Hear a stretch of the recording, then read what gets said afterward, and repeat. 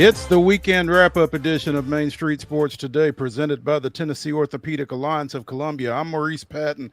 That's Wade Neely. We will be here with you for the next couple of hours talking local, regional, and national sports content. And if you are a local professional sports fan, this was a great weekend for you. If you are a local college sports fan, maybe not so much. But with that said, Wade, happy Monday. Happy Monday, Mo. Good to be with you. Good to see everybody. Yeah, we got a massive show. And you're right. If you're a professional sports fan, at least yesterday you were feeling pretty good. Maybe on Saturday. But, you're riding okay. College, if you're the Vols, I guess. At least you didn't lose.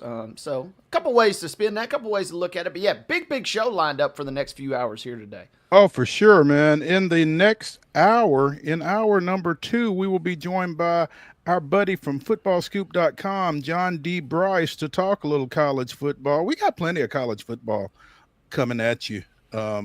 Again, Bryce is going to help us kind of sort some FBS stuff out at a national level.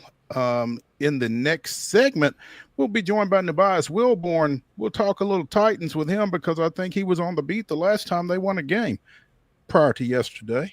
But get some thoughts from him, and we'll probably kind of delve a little bit into some Penn State football while we got him as well. That ought to be fun. But, yeah, a lot of college football to get into on today's show, but we're going to talk some Titans with NUBYJAS. We're going to talk some college ball with John Bryce from footballscoop.com in the next hour.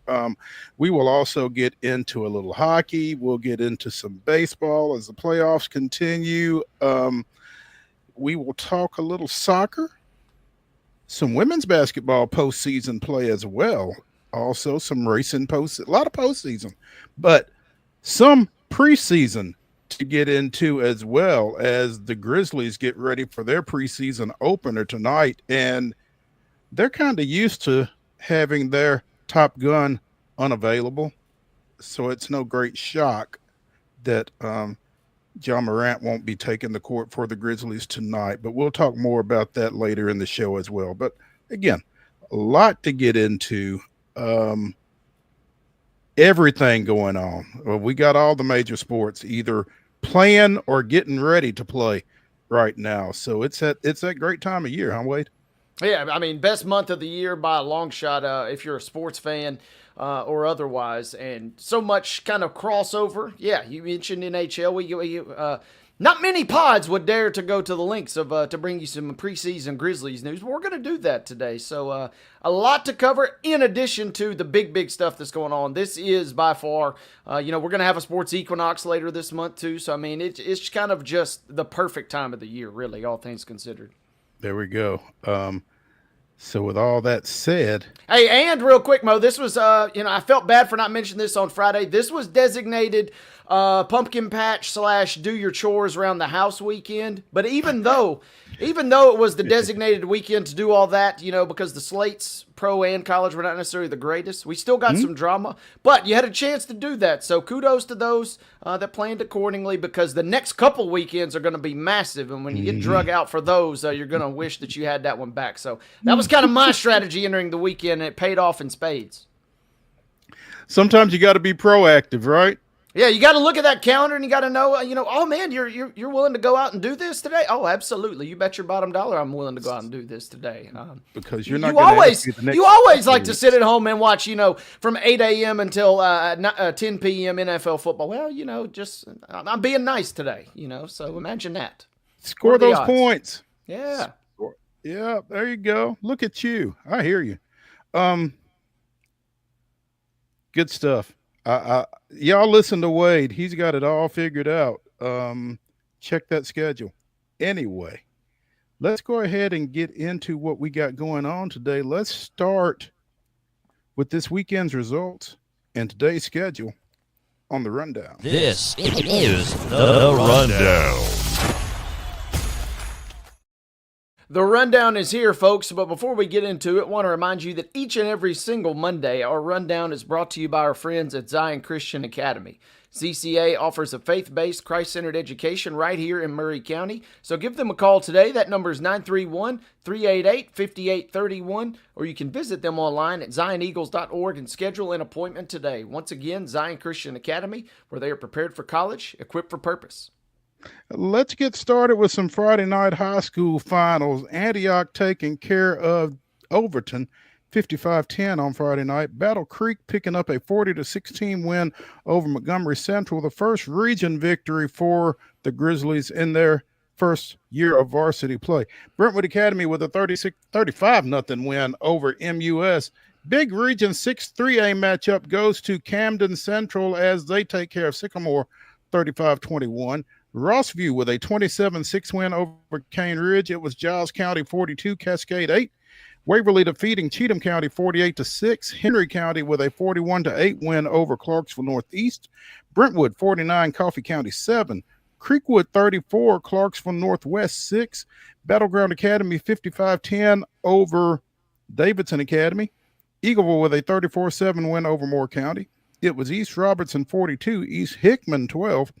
Ensworth 35-6 over Knoxville Catholic. Ezel Harding with a 35-21 win over Clarksville Academy. Fairview blanking Harper 39-0. Lipscomb Academy 20, Father Ryan 14. Columbia Central goes to Franklin County, picks up a 44-0 victory. It was Franklin Road Academy 42, Good Pasture 7. Talked to Justin Geisinger on Thursday on Coach's Corner, and the Panthers stay undefeated following his appearance. Friendship Christian 37, Donaldson Christian 7. It was Gallatin 18, Mount Juliet 10. Green Hill with a 48-7 win over Glencliff. Hendersonville blanked Summit 28-0. Nolansville 31, Hillsborough 14. Houston County with a 26-14 win over Hickman County. And Stewart County defeats Innovation Academy 46-0. Other scores from Friday night. Let's Joe continue. Burns defeating Red Boiling Springs 62-0. Kenwood topping Maplewood 37-12. Page blanking Lawson on Friday night 40-0. It was Lebanon 42, Wilson Central 12. Springfield with a 32-7 victory over Liberty Creek. CPA slipping by Montgomery Bell Academy 16-15 was your final there. Marshall County cruising over Columbia Academy 45-0. McGavock downing West Creek 28-8. It was Franklin Christian with a 43-20 victory over Mount Juliet Christian. Mount Pleasant defeating Adamsville Friday night 28-0. Pearl Cone with a 3-point victory 31-28 your final over Bartlett. It was Grace Christian Franklin 28-14 over Pope John Paul II. Portland 48, Hunters Lane nothing. Providence Christian with a 42-14 victory over Christian Community. Richland blanking Cornersville in the Battle of Buford Station 31-0. It was Sequatchie County 35, Watertown 28. Big region showdown there. Beach with a 59-21 victory over Station Camp. Gordonsville topping Westmoreland 41-zip. White House blanking Greenbrier 43-0. White House Heritage knocking Whites Creek from the ranks of the unbeaten 21-18 was your final there on Friday night. Zion Christian defeating Pickett County. Mo on hand as the Bears. Suffered a tough L, but Zion Christian with a 43-0. You sponsored the show, folks, and you reel off a 43-0 victory. You couldn't have timed that any better for a Monday. There we go. Absolutely. Volleyball scores from Friday. Got a few. Summertown with a 3-1 victory over Columbia. Blackman defeating Oakland 3-2. And Siegel did the same 3-2 again over Riverdale. Girls soccer from Saturday. St. Cecilia Academy 3. Antioch nothing. BGA with a 3-0 win over Columbia Academy. And Lead Academy blanked Independence Academy 6-zip. WNBA finals began on Friday night. And the Aces outlasted the Mercury 89-86. Was your professional women's basketball score on Friday night. Game 1 to the Aces. Saturday morning, 11 o'clock kickoff as Dixon County took care of business at Creekwood, downing Spring Hill 24-17. In high school volleyball on Saturday, it was Blackman sweeping Siegel 3-0. College football action on Saturday. Eastern Illinois with a 31-7 win over Tennessee State. Vanderbilt falls at Alabama 30-14, and Austin Peay continues to roll 44-30 over West Georgia.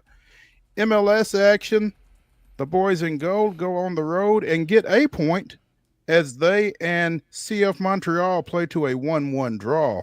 Major League Baseball action, these are games 1 of the respective league divisional series. Milwaukee with a 9-3 win over the Cubs. It was Toronto 10, the Yankees 1. Dodgers with a 5-3 win at Philadelphia, and Detroit with a 3-2 victory over Seattle. Sunday action, I told you guys game 1 on Friday night. Game 2, much more lopsided, much more in favor of the Aces, who now own that series 2-0. The Aces defeating the Mercury 91-78 again yesterday afternoon. MLB scores from yesterday, it was Toronto 13, the Yankees 7, and it was the Mariners defeating the Tigers 3-2. NFL action, somehow, some way, folks, the Tennessee Titans knock off the Arizona Cardinals. Your final yesterday out in the desert was 22-21. Today's volleyball action. This was a 12 o'clock start as Laverne and Smyrna faced off, followed at 2 o'clock by White County and Stewart's Creek. 6 o'clock starts for Forest at, I think that's Battle Creek at Forest. I'm pretty sure that's Battle Creek at Forest. Also, Portland and Gallatin will play at 6. Santa Fe plays at Moore County at 6. Giles County plays at Murfreesboro Central. That is a 6 o'clock start, as is Cascade at Spring Hill. No times provided for Middle Tennessee Christian at Friendship Christian or Providence Christian at Good Pasture in postseason volleyball play. Girls soccer action. 5 o'clock first touch when Liberty Creek goes to Springfield. At 6:30, Watertown visits Jackson County. Giles County is at Shelbyville at 7. Also at 7, it's Beach at Station Camp. National League Division Series Game 2. It's the Dodgers at Philadelphia. That is a 5:08 first pitch. You can see it on TBS. Followed at 8:08, also on TBS. It's the Cubs and the Brewers in Game 2 at American Family Field. There's also a Monday Night Football game tonight, is there not? Chiefs and Jags. Chiefs and Jags.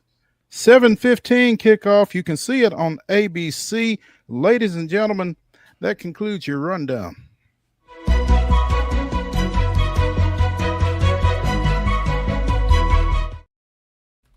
Your top story brought to you, as always, by the fine folks at Piggly Wiggly in Neely's Mill in Columbia. Be sure and check out their delicious daily deli lunch options available from 11 a.m. until 6 p.m. Also, their hand-cut meats and everything is cost plus 10% at the cash register. Piggly Wiggly, Neely's Mill, Columbia, bringing you our top story.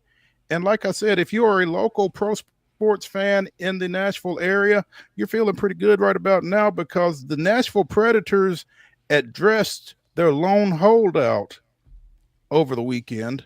Luke Evangelista is under a contract extension.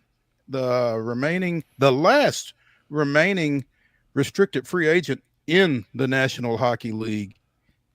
23-year-old forward, and the Predators agreed to a 2-year, $6 million extension. $3 million AAV for those mathematically challenged there.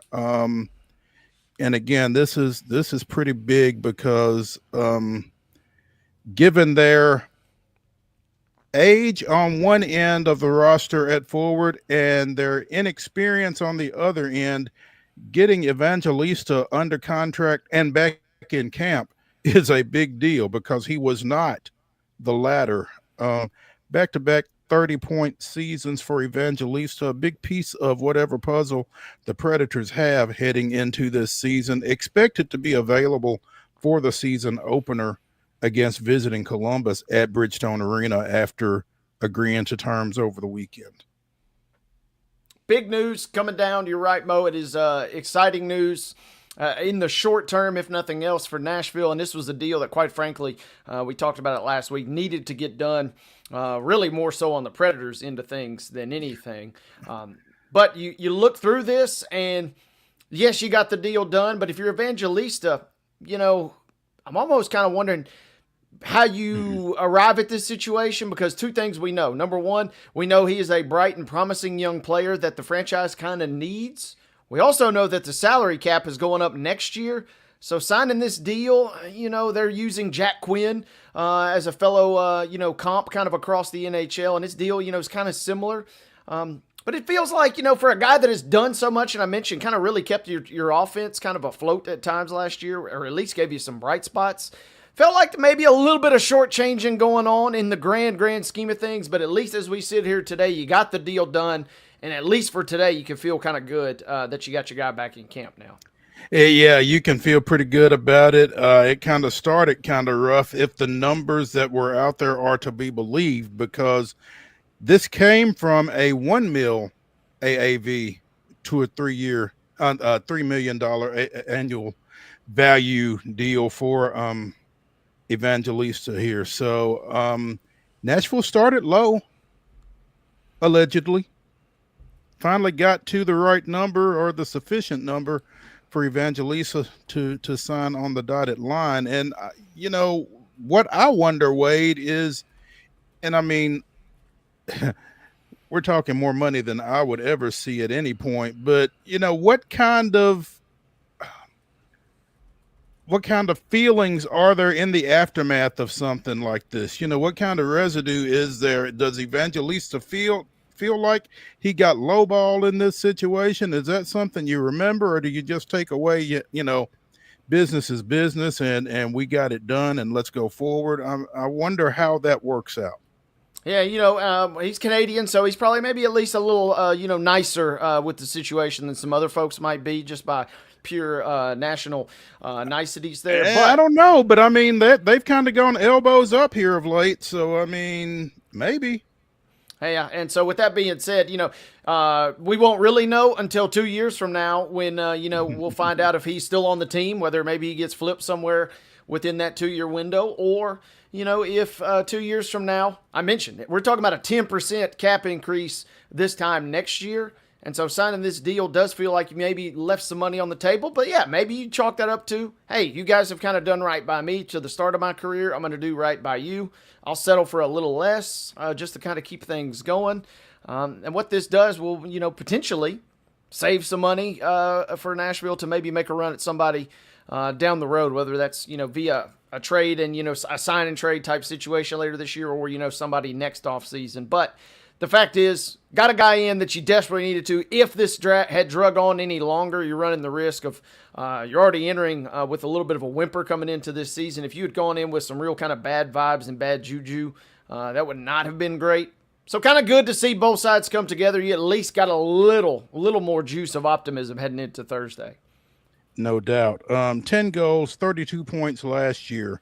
Evangelista posted for the Preds. Meanwhile, it's sounding more and more like Brady Martin is going to break camp with the Preds and be around for that Thursday night season opener against Columbus. So keep an eye on that as well. Absolutely. And, you know, if you're wanting to make a splash, if you're wanting to, you know, erase any, I mean, if nothing else, people are going to tune in to watch some of your games to see this kid, right? I mean, if nothing else, no matter how many games you lose, no matter how many you lost last year, there's going to be that curiosity factor of seeing a kid at such a young age break through. We see it time and time again with the youngsters when they do latch on, but we're talking about real bona fide superstars, you know, Connor Bedard type situations. But not to say that Brady couldn't, you know, do that. And yeah, this is if he does end up there on Thursday, you're going to get some extra eyeballs from not only casuals, but also across the league as people try and see what the plans are for this youngster with the new Preds. Absolutely. Let's take a break as we get things started here with the weekend wrap-up edition of Main Street Sports Today, presented by the Tennessee Orthopedic Alliance of Columbia. When we come back, we will talk a little bit about perhaps the most unlikely Titans victory in 20 years. Stick around when we come back with NUBYJAS WILBORN to talk Titans.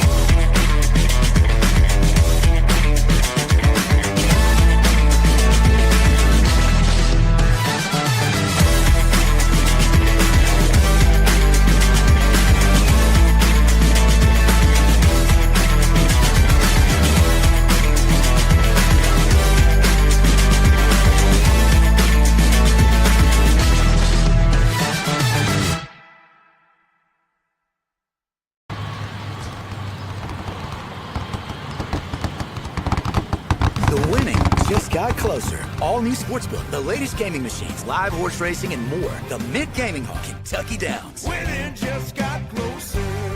Deep in a forest at Nashville Zoo, new creatures here for you to view. Phantoms graced in black and white swing high in trees of dappled light. In rocky crags, tall and steep, small antelopes with nimble feet. A wise old man with beard of white, a sentry perched on stony height. Amidst it all, a hunter lies, with coat of gold and steely eyes. A new adventure just for you. Leopard Forest at Nashville Zoo. Open now. Busy bee, yeah, busy bee. If you need Hold on, y'all, hold on. I need to make a call. Hey, this is Brianna with Busy Bee. I'm giving you a call to let you know your technician is on his way. 833. Busy bee. Guys, not yet. Not yet. Busy bee, oh, Not busy ready, bee. guys. Call 775-7833. Custom Stone Handlers supplies over 600 distributors and suppliers with quality stone products. Along with Riverstone, we produce and distribute over 100 building, landscape, and other bulk products. Our goal is to provide quality products, service, and partnerships to ensure our customers' success. We firmly believe the measure of any person or company is how you treat other people and customers. Give them a call at 931-490-4990 or visit CustomStoneHandlers.com.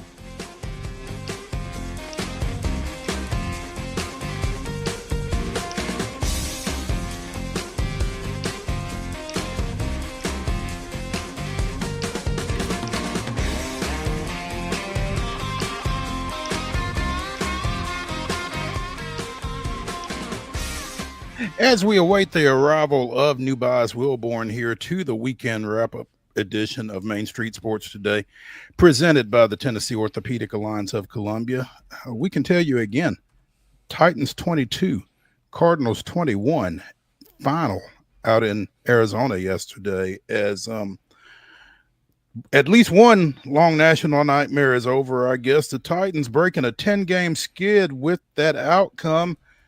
Wade, I'm still trying to decide, though, whether the Titans won or the Cardinals lost.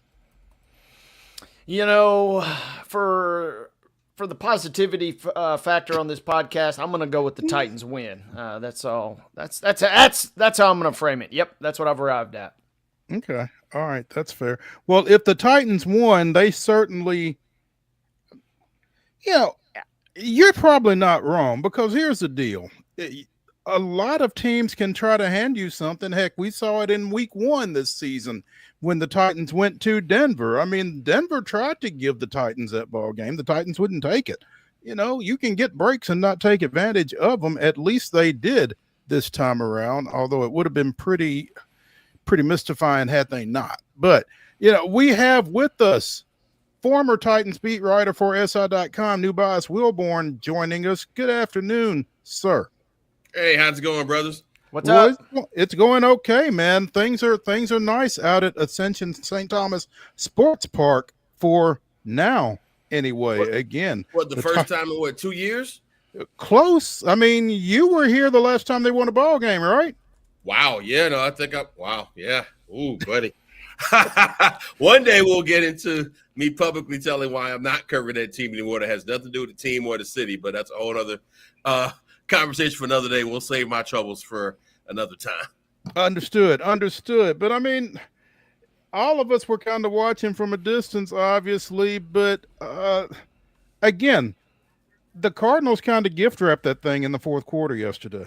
Well, I mean, starting with probably one of the more embarrassing plays by a running back. I mean, you go for 76 yards, you're right there, and you just drop it. I mean, you dropped it for no really good reason. And why does this continue to happen, NUBYJAS? I saw it at the collegiate level, or I saw a clip of a college receiver doing the same thing here about a week and a half ago. I mean, why can't you how many times do you have to see? They say that smart people learn from their mistakes, wise people learn from the mistakes of others. I mean, why can't you watch somebody else do that and just run through the end zone if you got to drop the ball? You know, that's a good question, and I wish I had an answer to it, because if I had an answer to it, I'm pretty sure I could probably make some money selling that answer to some of these football programs on the pro, high school, and college level. I will imagine this will probably be in that reel of tapes. And where I do feel bad for the young man here, and I say young man relatively speaking, he's a grown-up, but still, I mean, what, he's under 30, you know, hey, this is going to be a part of his life story for the rest of his life now. And I think from what I heard, I think he only had 3 touchdowns in his whole career, and that would have been his 4th.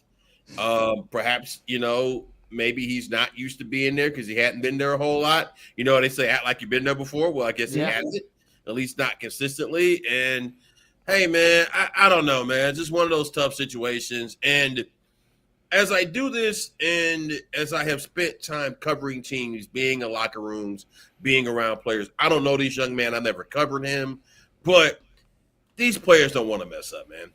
I mean, they don't want to make these kind of mistakes. They don't want to be, especially in this era of social media where you could become a meme like this. No, nobody wants that for themselves. That's not what people dream about. I mean, that man dreams about scoring touchdowns, not becoming an embarrassment publicly to his family, to his friends, and everyone. Yes, it's still football. It's just sports. He's a millionaire, but this is still an embarrassing moment that will follow him for the rest of his life.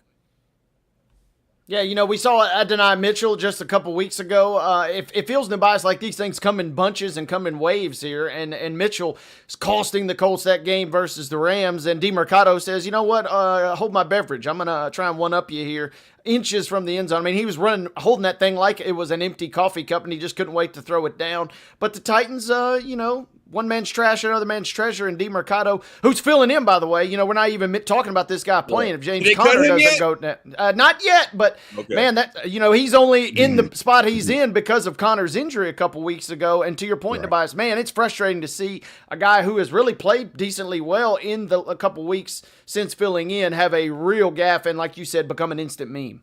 Well, yeah, I mean, you go from possibly pretty much putting that game away at that point, at least. You would have made it, 3-score game. You made it very difficult for the Titans to come back, who were struggling all offense, weren't really doing a whole lot on defense, really were playing what has become a very customary Titans-like game as far as just, you know, nothing positive happening for the Titans. I mean, I think that has been pretty much a recurring theme for them over the last couple of years, and they were given a part, and I will say this on behalf of the Titans. It appears that they may have found a quarterback. It appears that Cam Ward seems to be worth where he got drafted. It's funny how it works. Remember when we were told to believe that him and Shador were neck and neck? You know, I don't know what to make of Shador just because he's in Cleveland. Well, you know? I tell you what, if he can't get past Dylan Gabriel, I don't really. I have an idea what to make of him. Now, yes, you are absolutely right. The Cleveland Browns historically are known for ruining everything. I think they have that since 1999. I think Dylan Gabriel, I think, was number 41. Someone said that we should start treating the Cleveland Browns quarterbacks like we do presidents, where we just call them by their number, you know, like 45, because that's kind of where, you know, it's going since that 99 season. Now, to be fair, I would love to see, I mean, 1999 was a long time ago now, and I would love to see what other teams' quarterbacks, as far as how many starters they run through. It ain't been 41. Yeah, I'm about to say, I would imagine that they're probably not more than the Browns, but still, you know, they call the place the factory of sadness for a reason. It's been a tough place, and so, you know, I give Shador a little bit of space on that, but also, did you watch Dylan Gabriel play? He did not look bad yesterday morning. So against Brian Flores, who was licking his chops, ready to blitz the skulls out of that guy, and they still almost somehow, some way, pulled off a miraculous victory yesterday. Well, they have a great defense, and I mean, I think like a really good defense led by Myles Garrett. And you know, hey, Dylan made some plays. He kept it in there. I mean, I don't think he's great, but he kept it on the road at least. But to Cam Ward, I mean, hey man, he looks like so far the best quarterback out of the draft class. I mean, I'm not too impressed with Jackson Dart. I thought Gabriel was okay. I mean, we've not seen Shador yet, and you go on through that quarterback list of the guys who got drafted. Who's better than Cam Ward right now? Yeah. What's funny is, if you were on Twitter through the first 3 quarters yesterday, there were comments about his lack of accuracy and that kind of thing. But I'll tell you what, in the fourth, he got locked in, and those 2 balls that he threw to Calvin Ridley late were comparable to anything that the best quarterbacks that have played have thrown. So, well, I tell you what, if you're taking your advice and your perspectives off Twitter, then you're still doing that by now. Hey, I wasn't. I was just relating that was the topic of conversation. I'm just saying, I have some piece of property in Omaha to sell you if you're interested. If Twitter is the place you believe for your analysis. People say a lot of things on Twitter, but no, I mean, it wasn't that great at first, but the kid can make plays. He's quicker than he has advertised as far as with his feet and his legs. He can move the pocket enough to extend plays. Now, he's not going to go Mike Vicken or, Lamar Jackson out there with the legs, but he can extend plays well enough and move the pocket enough to really get some guys open. And, I mean, hey, the Titans need something, man, because my short time I spent in Nashville, that's a really tough place for, I think, to build a fan base. I think, one, because let's be real, there's a whole lot to do in Nashville, not just including the Broadway strip that everybody knows about. There's a lot of ways to occupy your time to where you don't have to spend money watching a bad football team in a stadium that it's about to leave in a year that's about to further outprice you, right? So at some point, the Titans have to give Nashville and mid Tennessee something, anything to latch onto, and it appears that Cam Ward is at least the start of that, which is really impressive considering where they were with Will Levis. Which, by the way, I got to say this: people expected a lot out of second-round draft pick in Will Levis, man. He was billed as the guy. And seriously, and all through history, how many second-round draft pick quarterbacks have gone on to stardom? I would even say how many quarterbacks that aren't in the top 5 picks historically. I mean, now, yeah, Tom Brady, sure. But again, you can name Tom Brady. You really start – now, Patrick Mahomes is a later first-round pick. I think Aaron Rodgers slipped. Again, I'm naming very specific people. The aforementioned Lamar Jackson was a late pick. Yeah. Late first round, yeah. But again, even that, Lamar Jackson wasn't a second-round pick. True. Patrick Mahomes wasn't a second-round pick. Brady, obviously, totally different. Whatever. That's once in a generation. But my point is, typically speaking, if you look through history, most of the quarterbacks who have been successful have typically been in that top 10 pick range. And if yesterday was any indication, maybe like you said, maybe the Titans have their guy. NUBYJAS WILBORN joining us here on Main Street Sports today, presented by the Tennessee Orthopedic Alliance of Columbia, as we consider the 1-4 Titans following their 22-21 win at Arizona yesterday. As we discussed, Cam, NUBYJAS, maybe his second best throw was picked off because that interception led to one of the keystone copyist plays that I can remember seeing in a minute, man. Hey, man, you get 2 bad teams together doing bad team things. These kind of things happen, man. I mean, that was a very weird play that bounced off one guy, went off the other guy, and hey, man, they scored off of it. I mean, I can't think of a team in the league that needed a win more than the Tennessee Titans this week.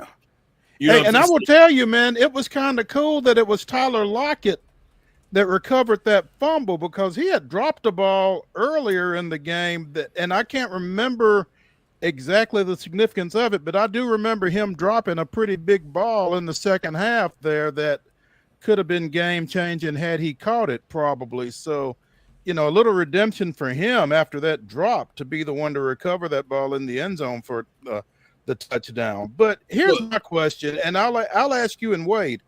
After that recovery, after that touchdown, could the Titans not have gone not for 2 there, but when they were setting up that game-winning field goal, how much confidence did you have in Joey Sly, who had just missed that extra point? Would you have not tried to score a touchdown there late? I'm sure they tried. I'm sure. But I mean, the last couple of plays, though, they ran Cam to the hash and got him down to try to line it up for Sly right there at the end. I thought they had opportunities to try for the end zone there. I mean, Only other thing too, though, there you run the thought is you run the clock down. You basically set up an extra point, and you at least don't give Arizona the ball back. You kick the field goal, you win the game. You don't have to. You score the touchdown. The fluke things, like to NUBYJAS' point, bad things happen when you get 2 bad teams together. I mean, it would have been kind of classic Titans, unfortunately, had you rally, score the touchdown, then give up like an 80-yard kickoff return, or fail to get to the landing zone, and you give Murray a chance for a Hail Mary. I mean, a number of different things could have gone bad there. Yeah, or you fumble it on your way in. Who knows? You don't get the score. I mean, it's one of the things about winning. To me, a lot of times, and especially in the National Football League, where these teams are so close to each other, where the talent is pretty equal. This isn't. No disrespect to Vandy, who I thought actually played a pretty good game against Bama, all things considered. This isn't Vandy 5 years ago where they were everybody's homecoming and you just expected to beat them, right? One, respect to Clark Lee that's not true anymore currently, but also in the NFL, there ain't no Fresno States or insert whatever you think is a mediocre program. Like, even the Titans, as bad as they are, those are still pros on that roster. And there's a roster full of them. And oftentimes in the NFL, the difference between winning and losing really does become mental. It becomes a mindset. It becomes habits. And the Titans had created a lot of losing habits for a long time. And I think the coach, Brian Callahan, who quite honestly, I'm amazed that it's gone this badly for him there. I'm not shocked, but very surprised. He seems so confident, and it has not worked. It basically looks like he's just a guy who hired a bunch of his buddies and jobs, and I don't know what's not working. But yesterday, they were able to find some winning habits, and perhaps they can build on some of those things into – I mean, they're not going to the playoffs or anything like that. Let's just be clear. But I do think they need to start developing – winning habits, at least in situations. And sometimes it's like when you're a basketball player who's struggling from the field, you can't get a shot. The old adage would always be, go get fouled, right? Although they don't drive to the basket anymore, but just saying, it used to be, well, hey, go get fouled, get to the free throw line, sink a couple free throws so you can see the ball going in the net, to then start to kind of remind you what it looks like. And what I think the Titans did there was, let's just get these free throws and go home, and so we can actually see ourselves winning a game. With that said, NUBYJAS, as you glance now, did the win do enough to maybe think that the Titans have the goods to go on the road yet again and sneak one out against a Vegas team that has certainly underachieved thus far next week? Oh, yeah, they're gonna be the Raiders, sure. I mean, yeah. I mean, now if you're gonna say, are they gonna get on the roll and compete to win the AFC South, I would have to ask you, are you on some of that Mark Sanchez? Hey, well, that's the bad thing, NUBYJAS, because obviously we still got Monday Night Football to decide, but the Colts and the Texans both got wins yesterday. So even on a day where the Titans win and kind of snag one that maybe was not supposed to go their way, they get no benefit in terms of your AFC South standings. No, I mean, hey, man, and no, look, I think the Colts are a better team than we thought they were going to be, obviously. And I think the Texans aren't as bad as they have looked at some of the losses they've had. And the Jaguars, I mean, you had to name the Jaguars, and Liam Cohen seems to have figured something out. Trevor Lawrence is not turning the ball over. He's not making a lot of mistakes. And they're playing pretty sound football right now. So only loss for the Jags is that fluke game where Browning led the Bengals on the comeback after he came in spot duty after Burrow went down. Right. That's what I'm saying. Like, I mean, I had no idea that Liam Cohen was going to be this kind of a coach, especially after the whole Duval, whatever that thing was he did. But hey, he is going to be the king of Duval for real if he keeps on winning like this, because they have been a very pleasant surprise. So I say all that to say the AFC South, which over the last few years has been probably the worst division in the NFL, probably other than the NFC South. All of a sudden, you're looking at the Jags, who seem to be a pretty good team. You're looking at the Colts, who seem to have figured something out, invigorated by the daughter taking over the ownership there. And I still think the Texans have the best quarterback in the division in C.J. Stroud. So I say all that to say the Titans are still in a very precarious position, but they absolutely can go out there and beat Las Vegas. I mean, the Raiders, nah. Well, they need to beat the Raiders because the next game is back home against a certain New England Patriot team that won on Sunday Night Football last night against the AFC East favorites. Hey, and people can say, and I understand this market's probably not the best place to be complimenting Mike Vrabel, but that man can coach some football. I mean, and I understand how. I mean, I was there when everything went down towards the end. I was writing about it, and I didn't get to know Vrabel as well because I came towards the tail end, but I could definitely tell pretty quickly that marriage had run its course. I tell you what, the Titans aren't necessarily looking good in this right now because Braves has something going up there in New England, and I think Drake May is starting to show himself to be at least a top 15 caliber starter. And I think in this NFL, if you're a top half starter, you can win playoff games. Sure. And possibly, depending on how it breaks, a Super Bowl. Now, I'm not saying the Patriots going to the Super Bowl this year. I'm just saying that they have the type of quarterback that you could win playoff games with Drake May. Or at least he's starting to look like it. And Vrabel, hey, man, I mean, you looked at his record in Tennessee. You looked at all what he accomplished. That man can coach football. And I really wonder how much the Titans are going to regret making that move on from him, especially since it hasn't seemed to work with Brian Callahan. Yeah, they've made a lot of regrettable moves, either being regretted or to be regretted, one or the other. NUBYJAS WILBORN joining us here on Main Street Sports today. And NUBYJAS, before we let you get away, you have also had experience with a certain college football program that had its issues this weekend. With or James Franklin? Hey, man. Look, man.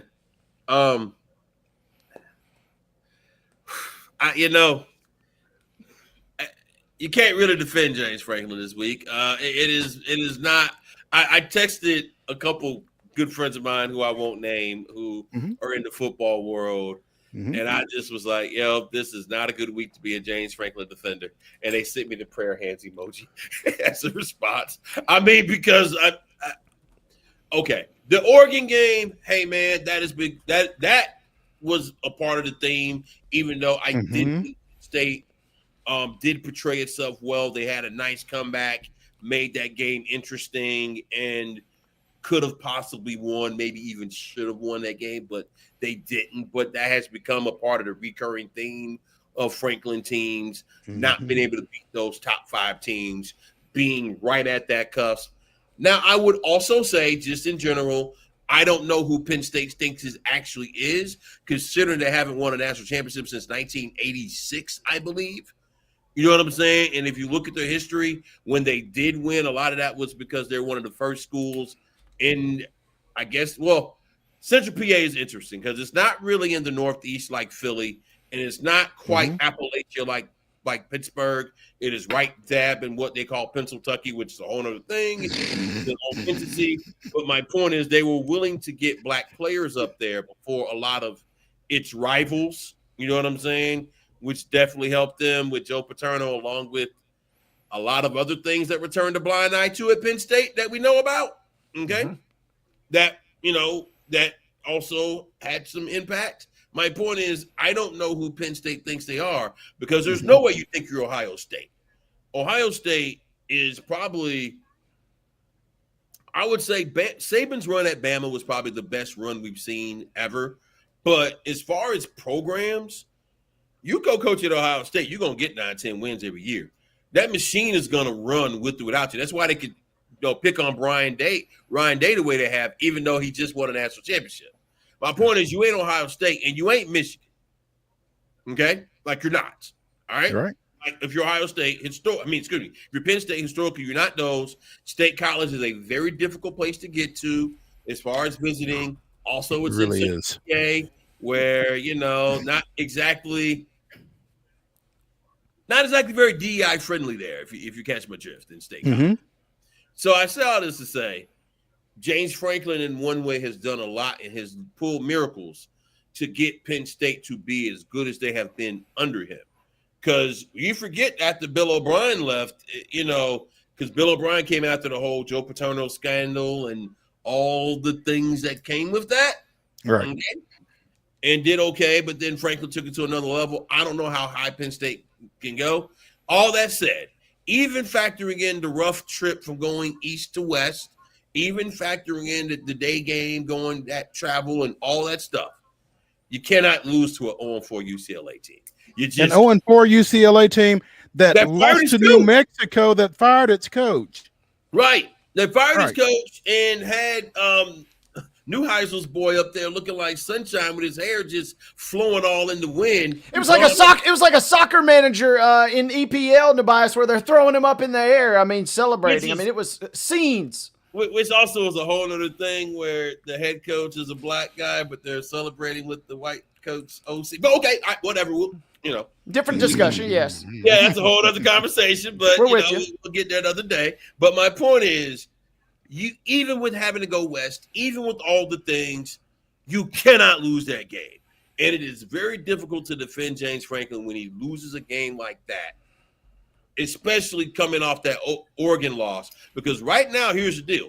They still have to play Ohio State. Oh, and by the way, there's another tough game on that schedule, Mo. Yeah, those boys wearing that Crimson Cream out of Bloomington, Indiana. And let me tell you something.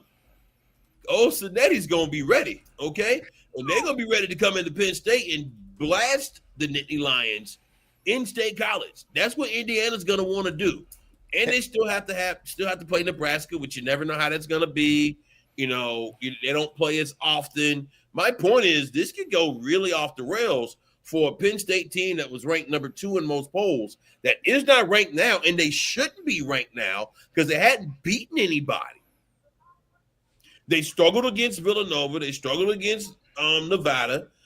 I don't know, man, because Drew Allen don't look to be it. Drew Allen does not look to be the answer, and it could get real ugly for James. Now his buyout is $50 million, which also is difficult to get official numbers on because of how Penn State, they're very difficult to file a FOIA request for the audience. That is Freedom of Information Act. And so because of their status, they could be very difficult to get accurate information on. But several sources that I've talked to told me that buyout is around $50 million, and I don't think Penn State has the stomach to pay that kind of buyout. Right. I also don't know how much longer James Franklin can do this, and he might be better off looking at one of these other high-profile openings that come up. Like University of Florida is going to have an opening. Maybe Auburn may have an opening, depending on what happens in the next couple of weeks. Because I don't. At the same time, though, NUBYJAS, and real quick, there's a piece on CBS Sports saying that very thing. But he's going to be a tough sell in Florida, in particular. Florida that just beat Texas, hiring a guy that just lost to UCLA. I mean, hey man, you can sell all types of dreams once it comes time to sell the dream. But yeah, if you had to do it today, probably not so great. But I'm just wondering, and it's kind of interesting because in the state of Pennsylvania, you could argue Mike Tomlin's going through similar things with the Steelers, and you may have to wonder, is it time? Would it be smart for Franklin to be like, hey, I've gotten as far as I could get here and let me roll out? Because here's the thing. If Franklin does leave that program, Penn State would have to get an upgrade. And as bad as it looks right now for Franklin, he's still one of the top 5 or 10 coaches in college football. Still one of the top 5 guys, and you're right, it may be too big for your britches type feels with Penn State a little bit, NUBYJAS. But my thing is, guys, you can have the big game James narrative. You can't all of a sudden be small game James as well. You got to do one or the other. You can only lose in big games or you can only lose in small games. You can't lose in both. Well, because the reason why the previous stuff had been so big is because they always win these other games. Correct. Like they always beat everybody. The thing was always like when they played Ohio State, Michigan every year before the Big Ten expanded to the West Coast, which we're not going there. But when they had to change the schedule around, my point is that's a tough schedule having to play those 2 schools, Michigan and Ohio State, every year, right? And the record reflects. I think he's 1-10 against Ohio State. I think he's like 2-7 against Michigan. But you can let that ride when you beat Iowa and you beat Indiana and you beat Minnesota and you beat, all the other Big Ten schools in Maryland and you blast them and then you win your bowl game. Yeah, it's not a national championship, but it's still pretty high up there and it's better off than what you were before he got there. That being said, you cannot lose to UCLA. I don't even know how to say it. I was at a spot, which is funny, because the Bama Vandy game was on, but I was in Pittsburgh visiting family and stuff and hanging out with, friends, if you will. And I was like, hey, I want to watch the Vandy Bama game, right? And so someone else came and said, hey, I want to watch the Penn State game. And I was like, well, we are in the state of Pennsylvania, but I do want to. And they end up putting it on 4th screen. And I was like, well, are you guys actually worried about UCLA? And they said yes. And then sure enough, Nico game calling. I was like, hey, man, which is a whole other thing, which how all this college football stuff ties in. Nico, who should have still been at Tennessee, in my opinion. And I think Nico leaving Tennessee hurt Tennessee too. Because I do not think they're as good as they would be with him. But man, he has not been good without them. But hey, he had a game. He put up 42 against Penn State, against what is supposed to be a very good defense who could not figure it out there in their Rose Bowl. And you would think that Penn State, even though they don't normally play UCLA up until the last couple of years, that program has historically gone to the Rose Bowl. So you would think that they would have a plan. I think they tried to do it. And I know those long trips are hard, but nobody wants to hear that because Oregon flew all that way and came and beat you up in your home stadium. Exactly. I don't know, man. It's going to be tough for James. Maybe Clark Lee gets a big job and James Franklin goes back. Oh, goodness. NUBYJAS WILBORN dropping bombs here on Main Street Sports Today, presented by the Tennessee Orthopedic Alliance of Columbia. NUBYJAS, as always, we appreciate it. Look forward to catching up with you again soon. Thank you, gentlemen. Y'all be good, man. See you, brother. Thank you, sir. Let's get a quick break here as we continue the weekend wrap-up edition of Main Street Sports Today, presented by the Tennessee Orthopedic Alliance of Columbia. Come back, talk a little baseball. Stay tuned.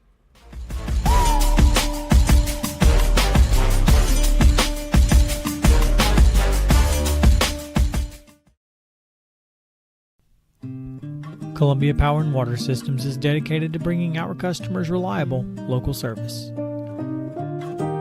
Whether you're turning on a light switch, your faucet, or streaming on TV, our dedicated team members from here in Murray County work every day to keep you on. If you need us, call us 931-388-4833 or visit cpws.com. CPWS, local service, local support.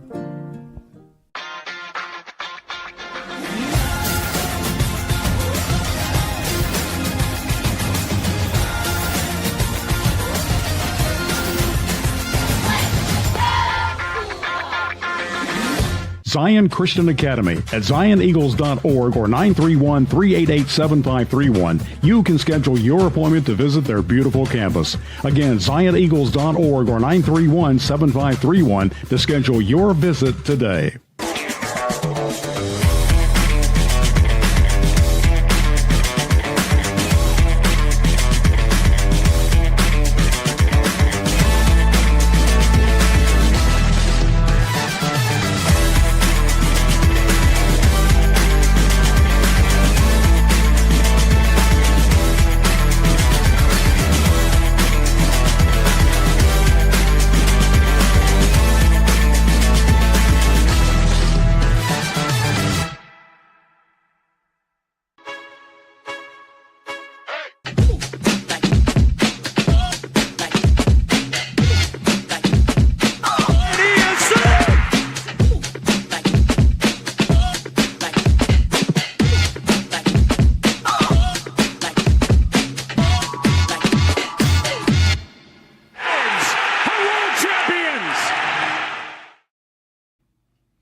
October 6, 1957, Eddie Matthews walked off the New York Yankees following Johnny Logan's 10th inning game-tying double with a 2-run home run as the Milwaukee Braves evened the World Series at 2 games apiece with a 7-5 victory. Logan drove in Nippy Jones, who led off the inning getting hit on the foot by a Tommy Byrne pitch, questioned but proven by the black shoe polish smudge on the ball. Milwaukee led 4-1 early as Hank Aaron's 3-run homer keyed a 4-run fourth. The Braves and the Yankees split the next 2 games before Milwaukee won 5-0 at Yankee Stadium for the title. That was this day in Braves history. ALDS action. Again, Toronto with a 13-7 win over the Yankees yesterday, taking a 2-0 lead in that series after beating the Yankees 10-1 in Game 1. Toronto has scored 23 runs in 2 games. Seattle and Detroit have split 3-2 decisions. Detroit winning on Saturday, Seattle winning yesterday, getting a couple of home runs from Jorge Polanco off Skubal in a no decision, and then Julio Rodriguez scored driving in the winning run last night. That looks like a fun series, man. It gets going back again tomorrow, games 3 in Detroit and at Yankee Stadium. Yeah, huge bounce-back victory for the Mariners, who desperately needed one. All that momentum could have been lost, could have been scratched, right, if not for the theatrics down the stretch. He kind of pickled the beast a little bit in the sense, yeah, Skubal flirts with double digits, didn't certainly go for 14 like we saw the other day, but rang up 9 Mariners. But then, as fate would have it, Rodriguez, who had homered, I believe, in his first AB in the series on Saturday, and then comes back. He's your hero down the stretch. Seattle can dare to dream yet again, because it would have looked pretty grim had they not pulled it off last night. Yeah, and you know they were sitting pretty good there again with the 2 solo home runs from Polanco early until Torkelson inside out of the ball down the right field line, and I still don't know how he got that ball on that swing to go where it did, but he drove in a pair of runs with that double to right to tie it up. And then, like we said, Rodriguez late drives in Raleigh for the game winner there. Fun series. Game 2 tonight in the NLDS. Well, one of those game 2s is here in about 10 minutes as the Dodgers and the Phillies get after it. The Dodgers having won game 1 on Saturday. And then again, Cubs and Milwaukee game 2 late this afternoon or later this evening. Milwaukee trying to build on that 1-0 lead at home. Interesting matchups. Yeah, and you know, the Phillies, man, it was rolling until it wasn't. Talk about some late theatrics as the Hernandez's, plural, strike down the stretch in Philly, looking like they were rolling. Talk about a tough weekend. If you are a Penn State, Phillies, Eagles fan, you're really down bad after what you saw this weekend. But yeah, chance to hopefully try and right the wrong because they desperately, it feels like, need to win. It feels like if LA can come back and with a second victory after what we saw Saturday and then roll one up today, it would be west. Too much for them yet to overcome. Yeah, I misspoke. That game is not a 308 start. It's a 508 start. So you got a little longer to wait on Dodgers and Phillies. Cubs and Milwaukee, 808. Again, both those games are on TBS tonight. So, check that out if you want to see some postseason baseball. Let's take a break as we close out hour number 1 of the weekend wrap-up edition of Main Street Sports Today, presented by the Tennessee Orthopedic Alliance of Columbia. Let's come back and talk a little bit more football. Some we've touched on, but we're going to get in detail on other stuff, just interesting stuff from the weekend. Stick around.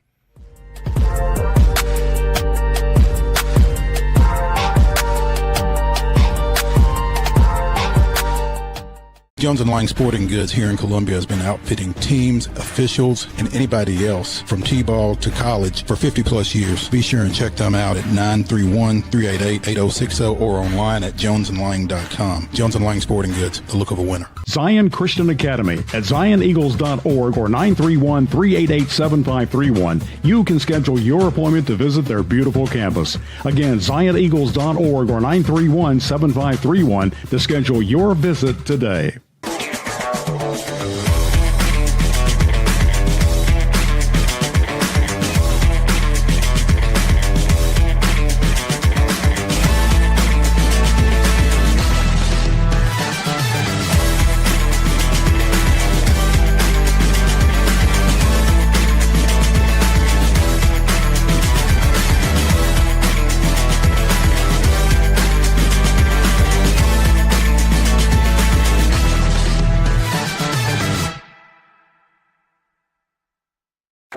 Is your internet slowing you down?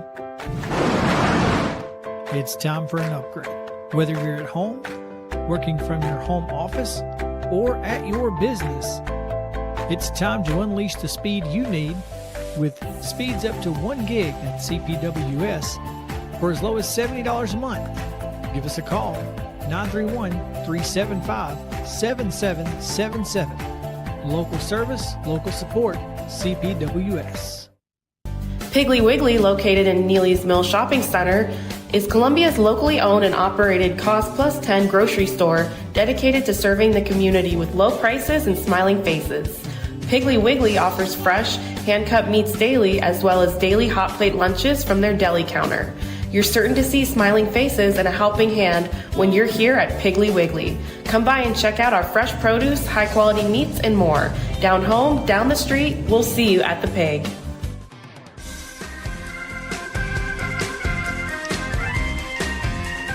It's hour number 2 of the weekend wrap-up edition of Main Street Sports Today, presented by the Tennessee Orthopedic Alliance of Columbia. That's Wade Neely. I'm Maurice Patton. And, you know, if we had said that one of the two teams playing in tonight's Monday night football matchup was 3-1 and the other was 2-2, and we told you that the teams were Kansas City and Jacksonville, I don't think you'd have guessed which one is 3-1. Probably wouldn't it have ain't guessed, the Chiefs. Yeah, probably wouldn't have guessed that. And probably, you know, what if we'd have told you that one team should be 4-0 and one team should be worse than 2-2 right now? That too. Yeah. Yeah. Kansas City kind of fighting it right now, man. You know, those windows don't stay open forever, Wade. Are you seeing it? Are we seeing it close in Kansas City? We won't know till the playoffs, and everything will be decided then. We could have this Chiefs team limp into the playoffs with the ugliest record in this entire run, and then if they go on and win the Super Bowl, nobody will really care or really give much thought to it. One thing, though, that has obviously boosted them these last 2 weeks is Xavier Worthy returning from the friendly fire we saw down in Brazil, where he was decapitated by his own teammate there to start the season. He's back, and he is, for a team that kind of gets by on limited kind of playmakers at this point. They're relying on basically Mahomes just carrying the team to whatever it can get. X Factor Worthy right there, being back in the mix, has reaped the benefits, obviously. It's going to be fun watching him tonight and seeing if they can get on a roll. They got a tough one, tricky one tonight, and then they got to turn right back around and play the Lions next week. So it's not imperative that they win all these games. The division, you know, is what the division is, and who knows, they might still be able to fluke a run together. But it feels like, yeah, they could still sneak into the playoffs, and as long as they make a run, we'll still be talking glowingly about this team, regardless of what the regular season record ends up. Kind of the national coming out party for Heisman Trophy winner Travis Hunter tonight, I guess, huh? Perhaps, you know, he's played decently well. I think a lot of folks would say on the defensive side of the ball, still trying to figure out, you know, if or what that kind of gimmick offensive role perhaps is. Be fun to see, you know, for the casuals, it'd be electric tonight if you saw him explode on a nice play offensively, and it'd be fun to see Worthy kind of match that. I don't know that either one of those are in the cards. I feel like we're in store for an ugly, kind of gritted out, grindy type game tonight. A game that is befitting kind of these two franchises. Wade, you're way more familiar with the sports books and the action than I am, but do we see prop bets with Jacksonville on how many snaps Hunter gets on either side of the ball or anything like that? Has there been anything like that this season, or to your knowledge? Not that I've seen. You can bet on a lot of stuff, especially if you go offshore, you know, and get on some of these other fringe websites. I would not recommend that, but you could do just about anything. But no, I don't know that we've seen any of that. The closest you can get is you could hypothetically still bet on Travis Hunter to, you know, be your offensive rookie of the year, where he is currently listed at 50-1. You could also perhaps obviously bet him on your defensive player, the rookie of the year, where he's listed at a little closer, more value, perhaps at 40-1. So that's about as close as you can realistically get on that. Okay.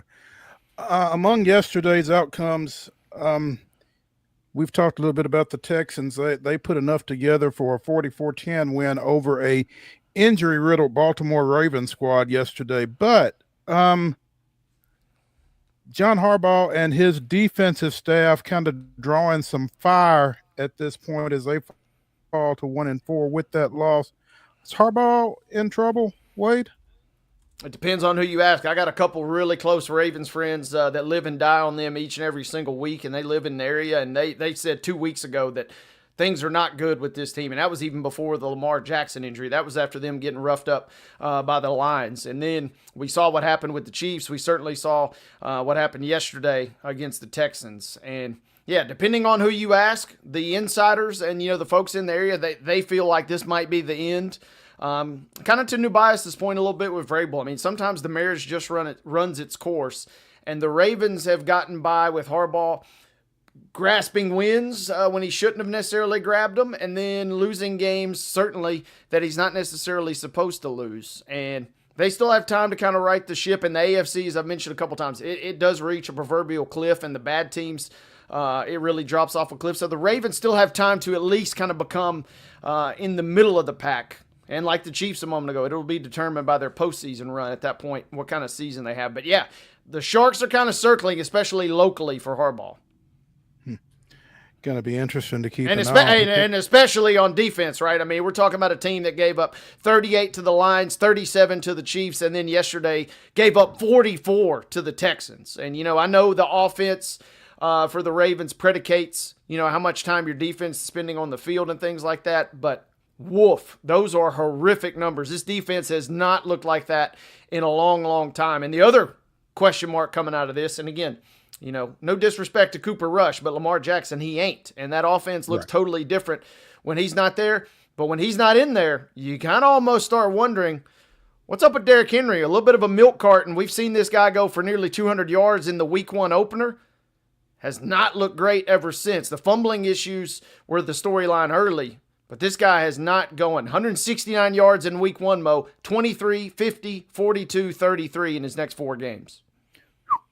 That ain't good. And as you said, giving up 44 yesterday to a Houston team that, scored 26 against the Titans a week before, but opened with a 14-9 loss to the Rams, a 20-19 loss to the Buccaneers, and a 17-10 loss to Jacksonville. So what's that, 29? They had scored 38 points in their first 3 games, Houston had. They scored 44 points yesterday. So, yeah, to your point regarding the Baltimore defense, that ain't great. Not necessarily great, but one quick thing, though. I mean, you mentioned the Rams, the Bucks, and the Jags. All 3 teams are looking pretty solid. Then you get into the Titans, and you got a hapless Ravens squad yesterday. The Texans, as bad, as putrid as their offensive line and as head-scratching as those decisions in the offseason were and have been, they're slowly, finding their rhythm.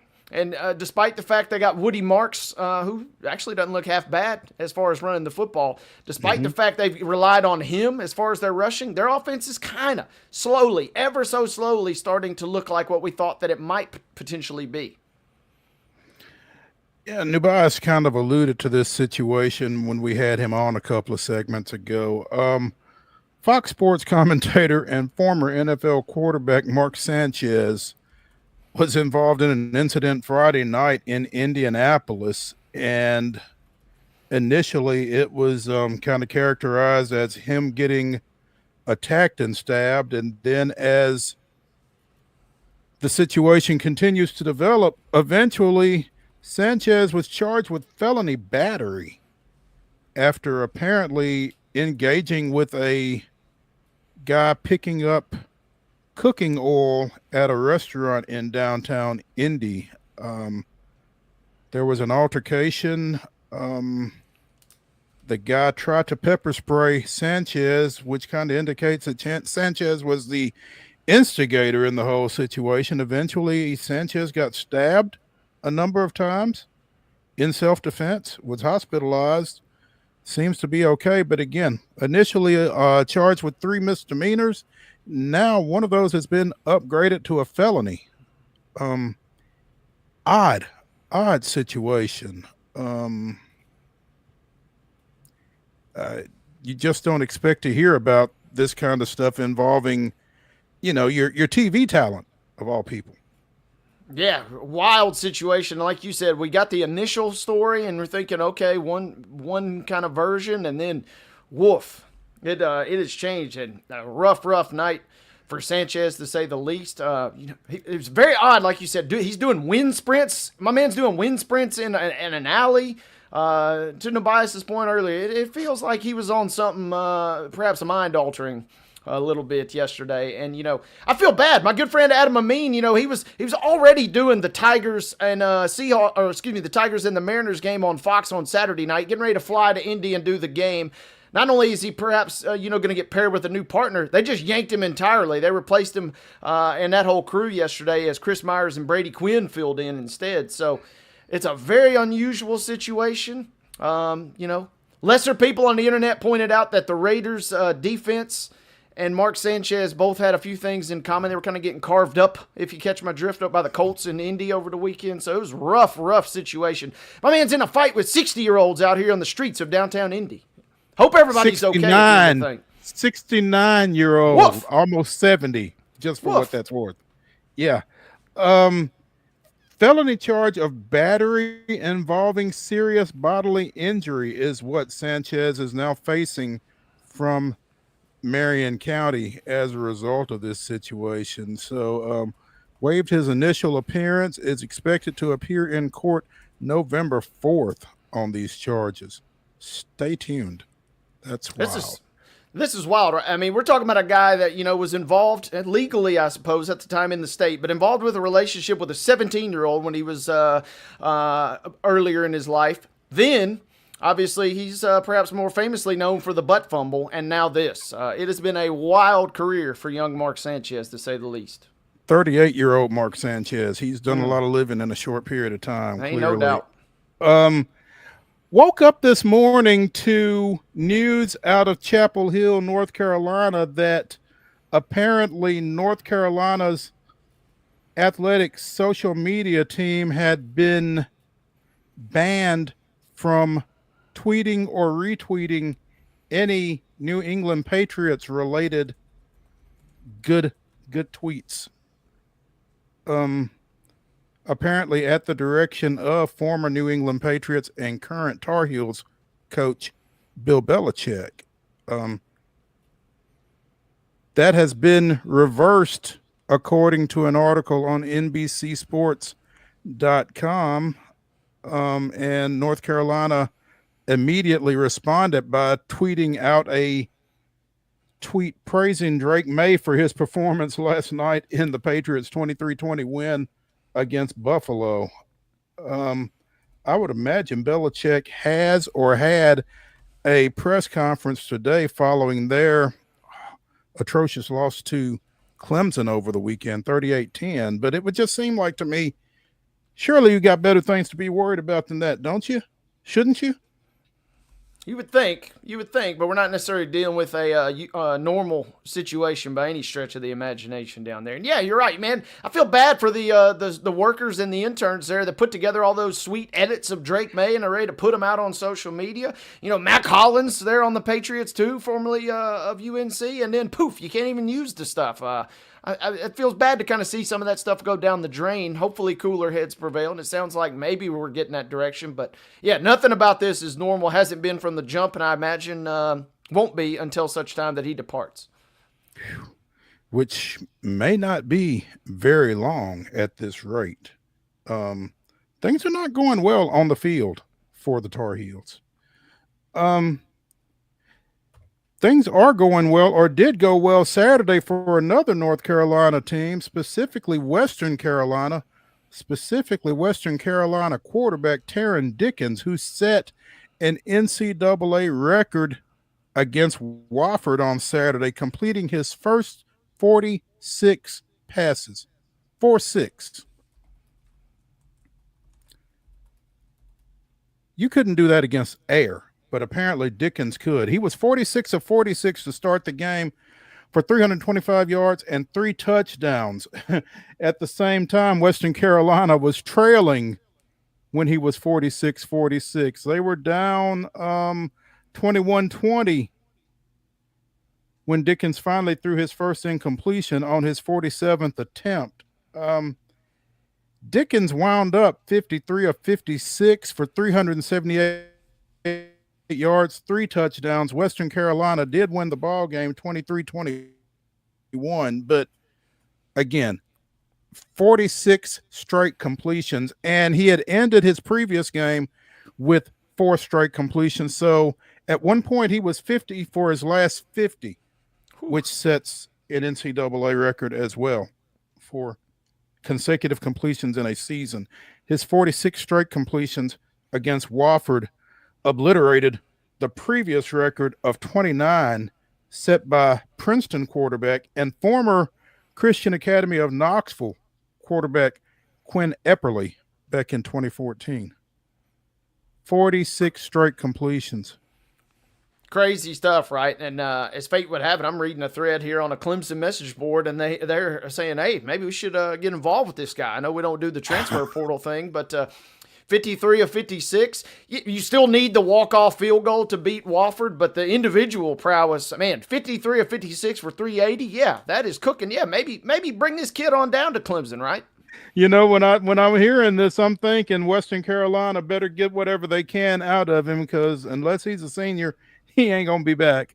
So, and when you see, you know, the kid over at that's down at Ole Miss that transferred in from Ferris State.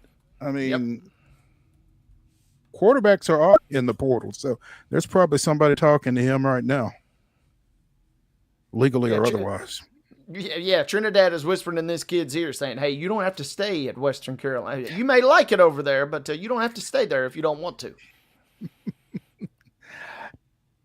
A little FCS action. You know, Vanderbilt and Nashville are hosting the FCS championship game in January. So might want to familiarize yourself with some of these FCS programs, particularly when you've got one relatively locally doing as well as Tennessee Tech is. The Golden Eagles improved to 5-0 overall, 2-0 in OVC/Big South play with their 66-20 win against Western Illinois on Saturday. The third game of the year in which Tech has scored 60 points or more. These guys are rolling. Saw them come into Nashville a couple weeks ago and clobber TSU. They climb up a couple spots to jump 2 spots up to number 7 in the latest rankings. Yeah, get familiar, ladies and gentlemen, with Tech. Austin Peay still sneaking around the chicken coop too. Couple of really good squads here in kind of the greater mid-state area. Absolutely. Tech has won 10 straight because they did not go to the playoffs last year. Their 10-game win streak dating back to last year is the longest in FCS. And again, the number 7 in the AFCA top 25 poll, number 10 in the Stats Perform FCS top 25. Tennessee State, meanwhile, fallen to 1-4 and 0-2 with their 31-7 loss to Eastern Illinois over the weekend. Let Tennessee Tech get undefeated until they go to play Kentucky on November 15th. Don't let Tech roll in there undefeated if you're a Kentucky fan, boys and girls. Oh, goodness. That's not what Kentucky wants to see, I don't think. We'll see how that goes. Let's take a break here as we continue the weekend wrap-up edition of Main Street Sports Today, presented by the Tennessee Orthopedic Alliance of Columbia. When we come back, we'll be joined by John D. Bryce from footballscoop.com. Stick around.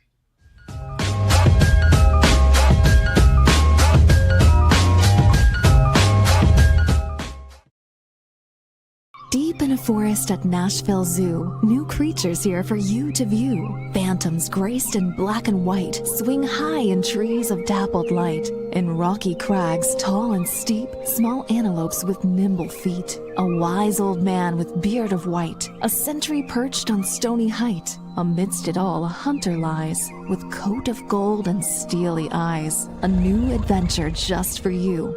Leopard Forest at Nashville Zoo. Open now.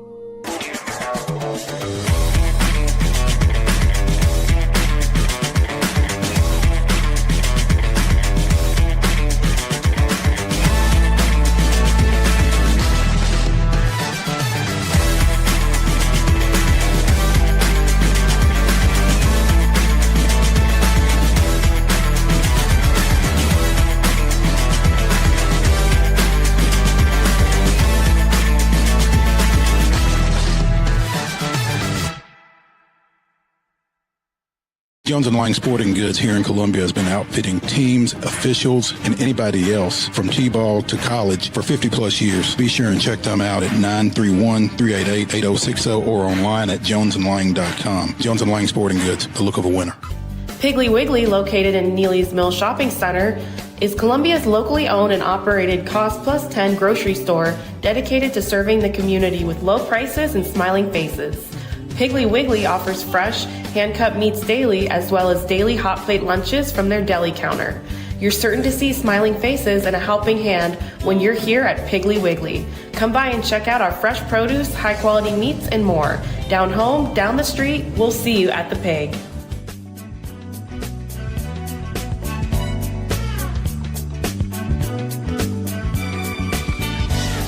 I'm Maurice Pett, and that's Wade Neely. This is Main Street Sports Today, presented by the Tennessee Orthopedic Alliance of Columbia. Welcome into the weekend wrap-up. Welcome also to FootballScoop.com's John D. Bryce as we continue the college football talk here on this Monday afternoon. Bryce, welcome. Boys, thanks for having me. Thanks for being willing to reschedule since I couldn't visit last week, and loved the FCS talk as I got ready to come on here. Bobby Wilder is just doing unbelievable things at Tennessee Tech. I visited several times with him. I love that guy's energy. I'm with you, Wade. Like, they could absolutely go up to the synthetic bluegrass and pants the Wildcats. We've already seen Austin Peay go down to Murfreesboro and really control that game in defeating the Blue Raiders. FCS ball in the state of Tennessee is really, really good this year, but particularly Austin Peay and Tennessee Tech, I both think have real chances to make noise in the playoffs. You know, and again, with the championship game coming to Nashville here in January, wouldn't it be awesome to have a home team in it? That would be just absolutely unreal. And, you know, Bobby Wilder built the Old Dominion program from scratch 15 years ago and did unbelievable things there. And he's brought that approach. Tennessee Tech is investing like never before in its facilities, and you're seeing it. And they've worked the transfer portal well, even as a FCS school. The quarterback's from Eastern Washington.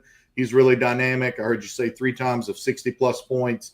I mean, what they did to Chattanooga last month in a huge rivalry game has not happened in that series in a really long time.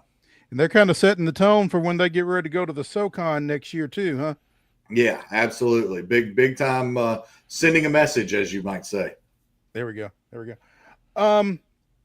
How much of a message did Billy Napier send over the weekend? Have we sat here and watched him do it 2 years in a row, Bryce? Well, he took the first step to take the necessary steps off the gallows, okay? But the hangman hasn't pulled his noose down yet, so we'll see. There's just too many tough games left on Billy Napier's schedule, but they figured some things out. They made some nice adjustments offensively.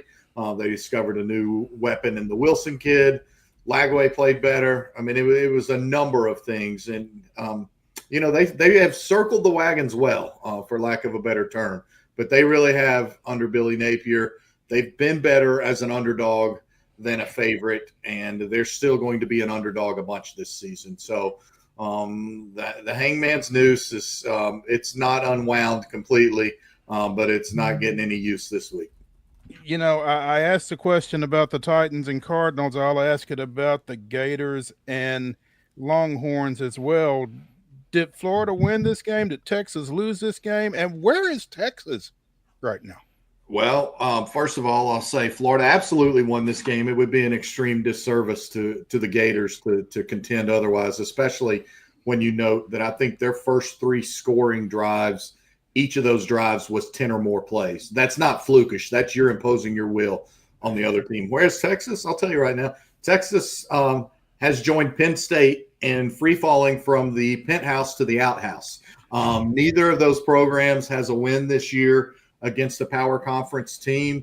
They've set all the wrong kinds of historical marks and dubious elements by becoming the first 2 top 5 teams to fall completely out of the rankings before the halfway point of the season. It's unbelievable. at least Steve Sarkisian didn't make any excuses about travel like James Franklin did. That ran all over me because we didn't hear Dan Lanning in Oregon say a word the week before when they took their flock of ducks into the whiteout in Happy Valley and painted it green with their overtime win, and then flew back home and went back to business. So there's real problems there. There's real problems. There's bigger picture problems at Penn State because it's so sustained, the futility against good teams, and this was not a good team. It's more of a small picture issue at Texas. They lost so much to the NFL. Arch Manning, for all the hype, had barely played any college football games, and he's got a rebuilt offensive line. He can play better for sure. They need the running game to be better, but the offensive line is the culprit, and the defensive line is not doing enough to get opposing teams off the field, which ratchets up the pressure on the Texas offense. Bryce, I knew I was in trouble when I thought a Manning would go into the swamp and take care of business this weekend. And you're right, Florida kind of manhandled Texas. I thought this game would be played and kind of end maybe 14-9. I thought it was going to be on the lower end, and I thought Texas would somehow find a way to scrap out an ugly victory.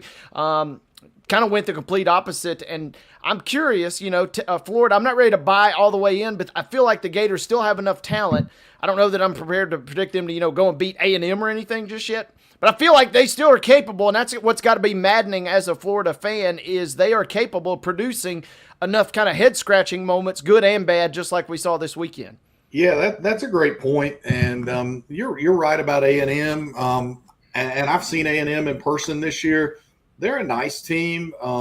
They're not a complete team. I don't think they're the number 5 team in the country right now, but they are right now, and they've won every game put in front of them. So I think that is significant. But Florida, I think this is, to me, is where coaches sometimes are so cagey about injury information, and they're so worried. We don't know how injured DJ Lagway was all training camp or to start the season. He was in that walking boot right before the season started. We don't know how much that impacted him. We know we can see the adjustments they've made on the field. We can see now they're getting the Wilson kid involved. And they always had some dudes or should have had some dudes on the offensive and defensive lines. And I think that's more important than ever before. So you're certainly the loss to South Florida is the inexcusable moment to me for Florida. That's the one that you can't freaking do that. The other stuff, Miami, I think is top 3 right now. I still would probably have Miami behind Oregon and Ohio State. But to me, those are the only 3 teams I believe that have truly separated themselves so far. And I mean, real quick, while we're talking Florida, it's also, no easy way to put this, but if you don't throw, 1, 2, 3, if you don't throw 5 interceptions versus LSU, maybe that game goes, call me crazy, but maybe that game pans out a different way if you don't throw it over 5 times.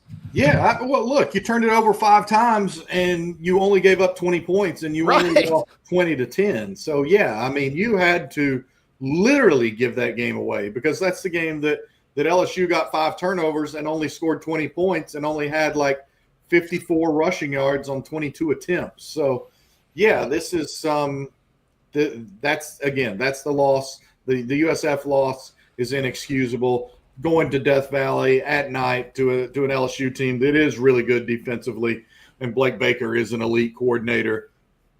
You can say woulda, coulda, shoulda, and it's accurate, but you don't lament that loss the way that you do the South Florida loss. The South Florida loss is the one where you're walking around and you got a stain on your backside.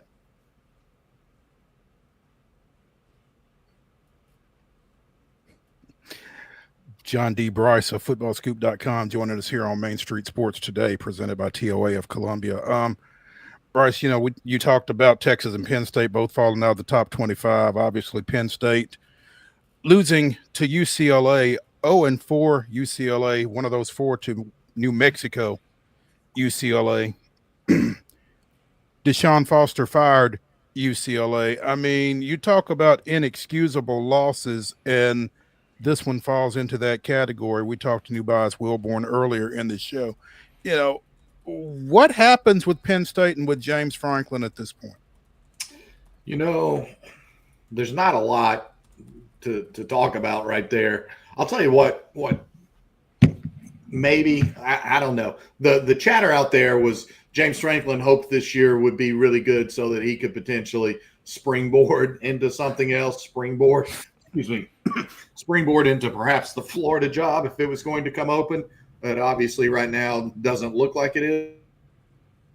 But that was the chatter. James Franklin's not going anywhere. His buyout's $50 million. They're paying him $10 million a year.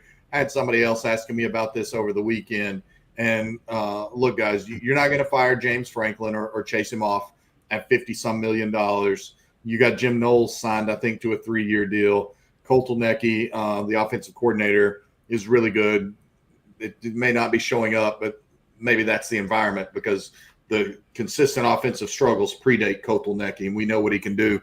But you're talking, it literally would be $100 million plus for Penn State to make a coaching change.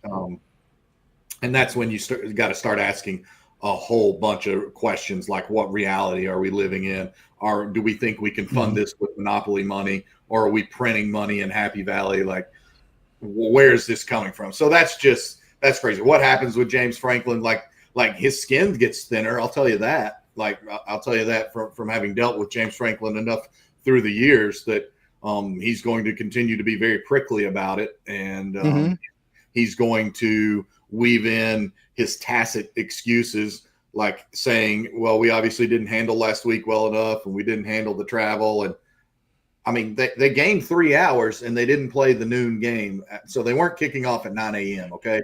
That to me is significant. You also played at home last week. I got it a little bit last week, before this past weekend, when Lincoln Riley lamented the fact that his USC team played the latest game on Saturday night and then had to travel cross country and play the earliest game in the country. There's a little bit of difference there. This was James Franklin playing at home last weekend and then playing a mid-afternoon game and gaining 3 hours, not losing time in their days. So even when you flew out there, you still added some hours to your day. So big picture, nothing is going to happen to him because they can't afford to do anything, but he's going to continue to bristle and he's going to get pricklier and pricklier for sure. John, we're talking about coach's stock going down. I'm curious how much, if any, is Kalen DeBoer's stock going up, at least in terms of that ravenous Alabama fan base in your mind after this weekend? Yeah, it's going way up because he beat Georgia, and then he had to prove that they could handle prosperity, which is what didn't happen a year ago. And, I think I made this comment either I might have made it to a coach I was on the phone with over the weekend or a recent Football Scoop podcast. I would take Alabama 99 out of 100 times if Alabama and Florida State played again. But Florida State had the benefit of hearing that it sucked for 10 straight months after last year's disappointment.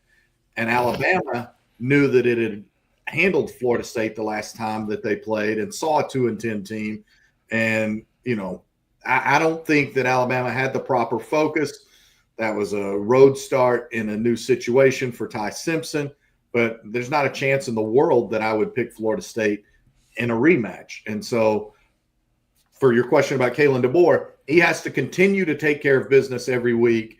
And there's still some marquee games left out there for him to do that because of how much equity was wasted in the Florida State game. But more than ever, college football is a November, December, January sport. It's a playoff sport.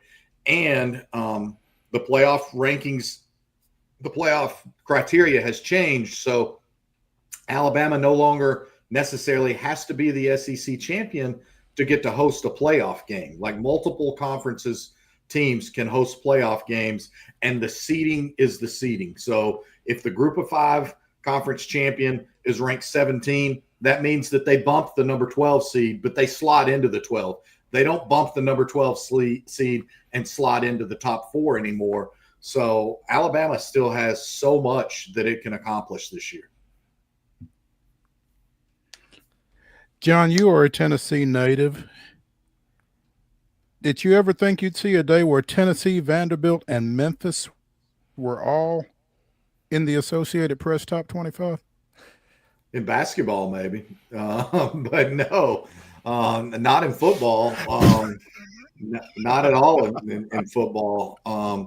And frankly, the mid-state team there is still the most surprising of those three to be ranked. I actually just had Ryan Silverfield on my podcast that I host on the Our Coaching Network last week.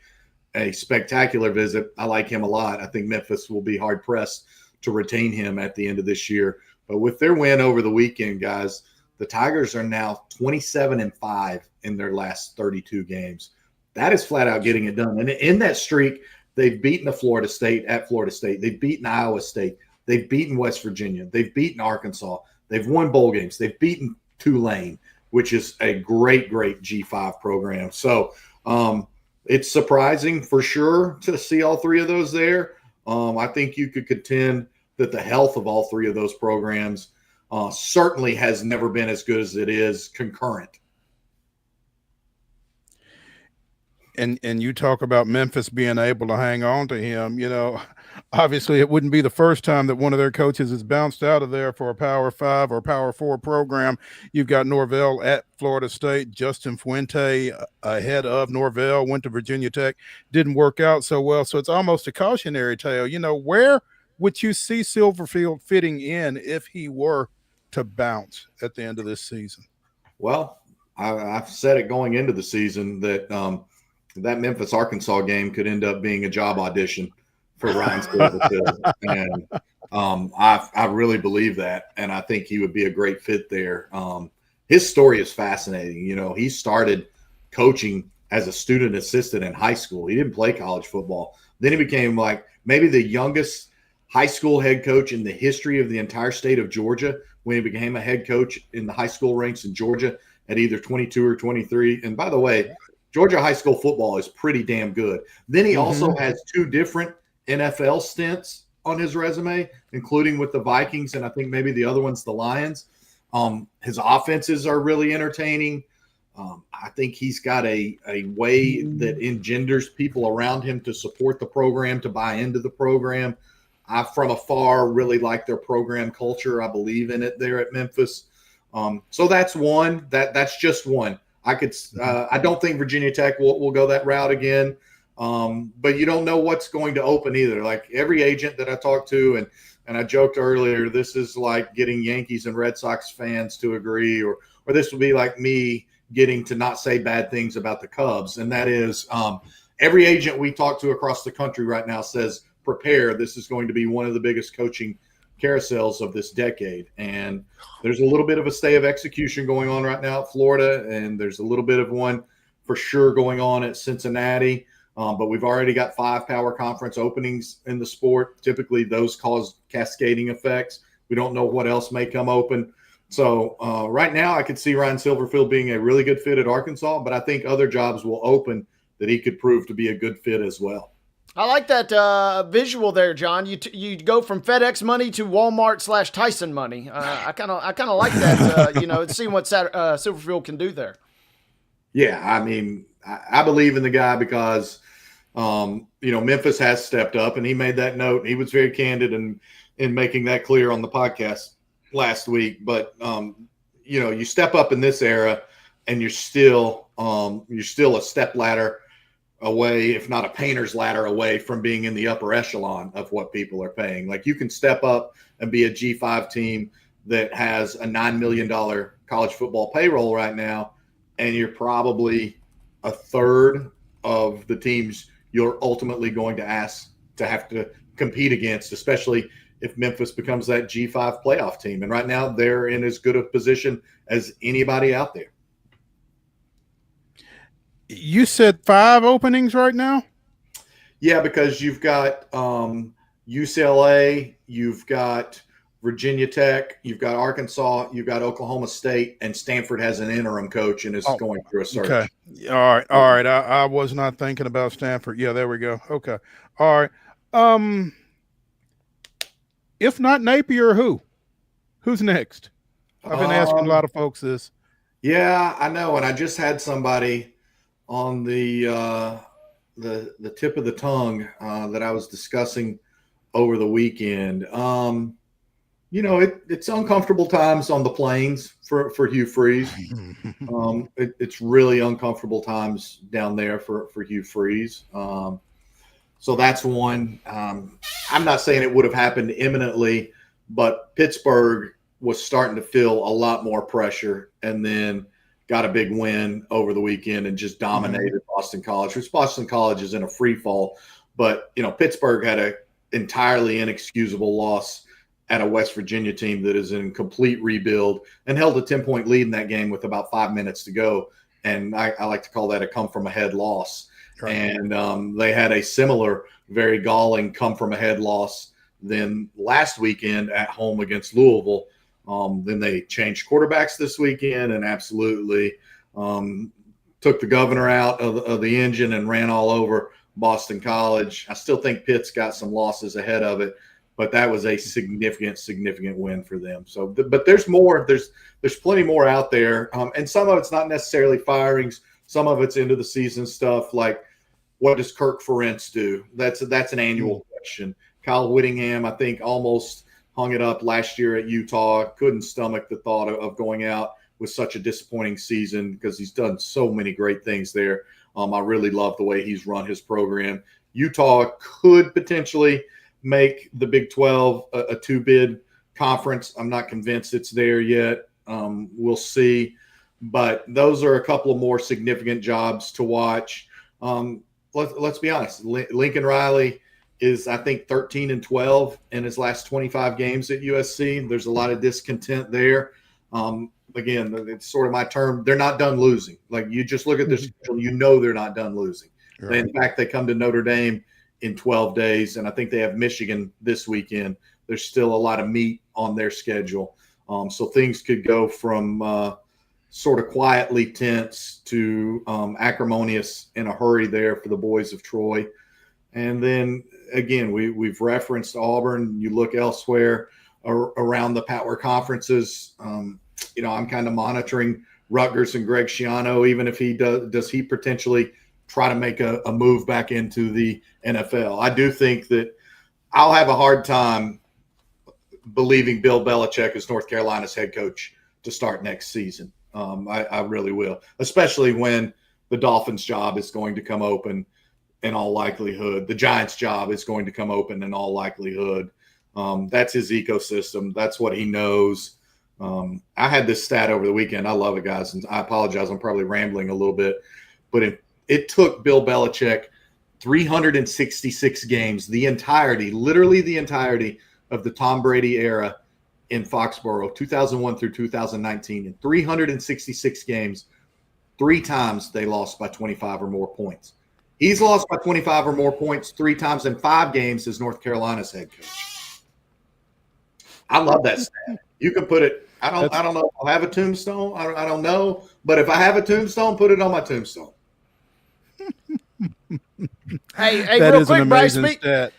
Speaking of tombstones and speaking of stats, you were the only guy that believed in the Huskies this weekend, so I wanted to throw you a bone here. Maryland was one of 3 teams, that had not trailed all season, and they led, 20-0 in that game. But Bryce, folks, says, I like Washington to go in and defy the Big Ten scheduling gods and win that game, and you come out looking like a rose. Not only do they do that, they give Maryland their first loss of the year, so kudos to you there, Bryce. Man, I appreciate that so much. I've been on a little bit of an island heater lately. I had Virginia straight up over Florida State last weekend as well. And I had one other game. I hit my first 3 straight up island games last week, all in a row. And I know Virginia over FSU was my big one, but I just thought Washington would be the more sound team. Played really good defense. I liked enough of what I saw out of their defense against Ohio State. Defense travels, and October meltdowns happen in Maryland. They were one of 3 that had not trailed all season. The other stat that I love from this weekend is UCLA had not led at any point this season. Yeah, exactly. Before they dominated Penn State. And Nico flashing the goods out there on the West Coast in primetime this weekend. Yeah, and apparently when things got so bad, it was reported that he told his teammates, like, guys, if you don't want to be here, just leave, which that's probably an entirely different podcast in and of itself. But I saw that on Twitter, and I believed it to be true. In my mind, it will always be true. But it didn't look like one of those things where I was duped. It looked like that might have been I'm gonna believe that whether it was true or not. Yeah. I was trying that's to good find enough to believe, man. You Yeah, gotta I'm love trying that. to find his final stats here, just because he ran for 3 touchdowns, threw for 2. Yeah, exactly. I knew he had a really good, a really efficient game, and just did a lot of good that his team absolutely had to have him do. Happy for Jerry Neuheisel. I've gotten to know his dad, Rick, a little bit through our respective jobs. Had dinner with him last November in New York with a mutual friend, and that dude. I think it came out today that Jerry Neuheisel's headset wasn't even working properly the whole game, and he smoked Penn State for 42. So maybe James Franklin will complain that it was unfair. Jerry Neuheisel's headset wasn't working correctly. Wasn't working. That could be a new. Hey, real quick, one other final one for me, Bryce. Bigger game this weekend in your mind: Alabama at Missouri. Kind of can't believe I'm saying that out loud. Or Indiana at Oregon. Kind of can't believe I'm saying that out loud. Bigger game in your mind between those top 25 battles. Yeah, it's Alabama at Missouri because I think Missouri has a chance. If Indiana goes and beats Oregon, you guys have carte blanche, if you're desperate, to bring me on your show next week and tell me what mask I have to wear, and I will wear that mask for the entire time. Indiana should have lost to Iowa. Indiana should get exposed this week, especially because I believe the Ducks had a week off to process and digest their win against Penn State. Interesting stuff as always from John D. Bryce of footballscoop.com. Love when we can get him on. Bryce, we appreciate your time. Look forward to catching up with you again here soon. Yeah, I love visiting with you boys. Real quickly, I've got a story running this week for TSSAA about Lou Graham, the former Father Ryan championship golfer who won the 75 U.S. Open, but it's actually the 70th year anniversary of him winning the individual boys state golf championship for the TSSAA, a really neat feature that I got to work on for the association. So that will be on the TSSAA website and anywhere else. It is on the TSSAA website. You can go to TSSAA.org to check that out. It is state golf championships taking place this week up in Sevierville. So good stuff from John Bryce. No shock, man. Thank you, sir. Thanks, boys. Be good. See you soon. All right. Let's take our final break here on this weekend wrap-up Monday edition of Main Street Sports Today, presented by the Tennessee Orthopedic Alliance of Columbia. Come back. Let's wrap things up. Stay tuned.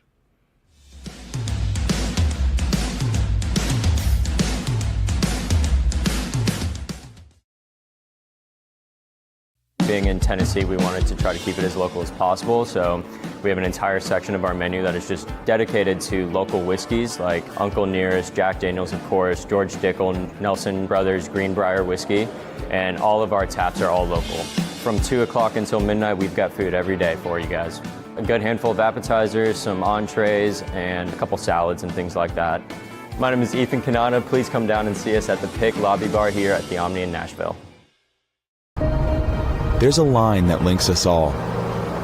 Most of the time, we don't even think about it, but it's everywhere. Illuminating our neighborhoods, empowering our businesses, and helping us to recharge. Whether it comes from our grids, the sun, or a kind heart, we believe in the power of good energy. And as your family and region continue to grow, you can trust that we'll always be there for you. Middle Tennessee Electric, bringing good energy.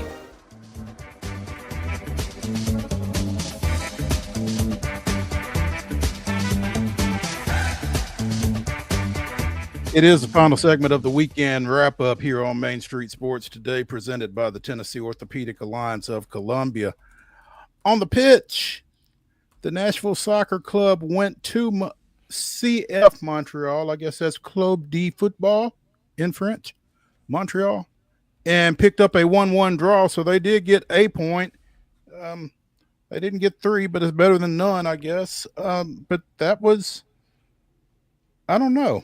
Maybe that was a little anticlimactic this weekend ahead of the U.S. Open Cup celebration that they had yesterday afternoon out at Geodis Park following their midweek win out at Austin for the first major sports title in Tennessee State professional sports history. And I guess it was a little bit easier to celebrate yesterday after the draw than it would have been after a loss. So good stuff there. 100%. Yeah. And that was the goal, was to at least get a point. After the week that you just had, a point is precious, because I don't know how, like I said as we closed last week, I don't know how in the world I could not imagine being a member of the team, a member of the staff, anybody, and rallying after you win Wednesday, you celebrate throughout the night, get back, and then turn right around and have a real odd trip in terms of going not just on the road, but going internationally on the road too. So kudos to them for at least getting a point. Yeah, a win would have been nice, and you're still kind of sitting there at 54 points. Not the greatest, not the worst, which is kind of what we had maybe deep down thought about this team entering the season. And so ride high after the win, grab a point. They had a fun turnout and they had a fun celebration yesterday. The weather held off, so everything is looking pretty good for NSC. And now you go from soccer mode, Mo, where the mid-season tournaments sometimes carry a lot of weight. Now you go back to straight up USA style, where now everybody, all they care about is, can you win MLS Cup? And that will be the focus for this team down the stretch. In a way, it's kind of nice. You have one kind of trophy in the bag, and whatever else you get from here is kind of gravy. So why not go for the gusto here down the stretch if you're NSC? And so here's the deal. If you're looking at the Eastern Conference table right now, again, NSC has 54 points. They are 6th in the Eastern Conference. Am I right, Wade, that the top 4 teams get home field for the first round? Is that correct? That's the way I understand it. Okay. So Philadelphia, FC Cincinnati, Inter Miami, who is NSC's final MLS regular season opponent, and Charlotte are right now your top 4 teams. Charlotte and New York City are tied, actually, with 56 points each. Nashville, to get into that top 4, has to beat Inter Miami, right? And then hope that both Charlotte and New York City lose. That and Inter Miami has a game in hand. They play this weekend down in Atlanta, which could be tricky, but Atlanta's pretty bad. So you would assume maybe that Miami picks up at least a point there. So they're probably going to be safe as far as the top 3 at a minimum goes. Mm-hmm. So yeah, you're if you want to get into the world of scoreboard watching, the teams to really watch are for sure Charlotte and New York as you get ready to head into decision day next weekend. Okay. All right. So there are your marching orders if you are a fan of the Boys in Gold. You're rooting for them against Inter Miami, but you're also rooting for whoever Charlotte FC and whoever NYC FC play here down the stretch. Yep, and both are at home. Both are at home. The good news is, if you're an NSC fan, it's going to be a little more challenging for Charlotte, as they have Philadelphia at home, and Philadelphia, could potentially be in a situation. I don't know if they might have officially already clinched Supporters Shield, but if they have not yet, it's going to be close. So they could be resting. But yeah, you're going to want to. That's the beauty of when you get to decision day. We'll all start at the same time, and you'll just be scoreboard watching. But you won't get a real picture. A real clear picture, at least, of what you want to root for till after this weekend. But yeah, Miami is still short a game there. Okay. All right. Vegas 91, Phoenix 78 to take a 2-0 lead in the WNBA finals yesterday. And I think Jackie Young just scored again. 21 points in the third quarter of that game yesterday, setting a record for scoring in a quarter in postseason play, I do believe, was the way that went. So big win for the Aces. They go to Phoenix now for a game 3 on Wednesday. Man, they looked good yesterday. Look good, and this is the best they've looked all season. Even in the 16-game run, it just felt like they were just kind of taking care of business and kind of winning a few games here, winning a few games there, just going about stacking dubs. But in the postseason, they have not looked great. They have not looked, we're talking about a shot here and a shot there in 2 different rounds that they're eliminated. But in these first 2 games, especially yesterday, they look like the aces of old. And it's because of the play. It's one thing to kind of know and already bank on having Asia Wilson in your back pocket. She's been great and, virtually unguardable at times. But that was the difference that Willie G had speculated when we spoke with him last week, right? As he mentioned, if some of these other players, which is not a bad thing to talk about when you can, quote, throw other players when you're talking about a player of Jackie Young's caliber. She has been dominant, was dominant yesterday. And Vegas looks like the prohibitive favorite at this juncture through our first 2 games. One of those other players was Jewel Lloyd, who came off the bench for 9 points and 7 boards. But Young finished with 32 and 8. Asia was 28 points, 14 boards, and Chelsea Gray, 10 points, 8 rebounds, 10 assists, 2 rebounds short of a triple-double. You expect that out of Asia, those triples. But it was Chelsea that scared a triple-double yesterday in that one. And, they look really good going back to Phoenix. If you can get a split in Phoenix, I guess, maybe, and then come back home and close it out. Celebrate in front of the home folks. I guess that would probably kind of be the recipe for the Aces at this point. Yeah, if you could get, game 3 especially, go ahead and nab a win. Odds makers still have Phoenix with, a puncher's chance. They're a small favorite. Feels like every game is going to be close unless we see a player like Jackie Young kind of go off. Haven't seen kind of that nuclear performance, and we've heard so much about Phoenix and kind of their big 3. Alyssa Thomas has really kind of yet to have a supernova-type game in her own right. If you're ever going to have one, if you're ever going to maybe bank on one, they're going to need it. This is the key game in the series. And luckily for Phoenix, we're talking about them shifting to a 7-game format. Otherwise, we'd be talking about Vegas possibly closing this thing out on Wednesday night. Right. Yeah. Thomas with a relatively pedestrian performance yesterday, 10 points, 6 boards, 5 assists. It was Sabali and Copper that did the damage. Copper finished with 23 points, Sabali with 22 and 9 for the Mercury in that 91-78 loss. Again, game 3, Wednesday night down in Phoenix. NBA preseason action for the Memphis Grizzlies begins tonight as Detroit comes to the FedEx Forum. The Grizzlies will be without Ja Morant, who sustained a sprained ankle during practice yesterday. Jaren Jackson Jr. also out tonight. Zach Edey also out tonight. Sounds like the Grizzlies are in danger of starting this year about the way they ended last year in terms of injuries. Yeah, just get everybody healthy. You got a couple weeks till the opener. Preseason is all about getting the youngsters some run, getting the old dogs healthy. Let's see what we got coming up in a couple weeks. That's going to do it for the Monday edition of Main Street Sports Today, presented by the Tennessee Orthopedic Alliance of Columbia. Join Wade and Calvin White tomorrow at 2 o'clock. See y'all.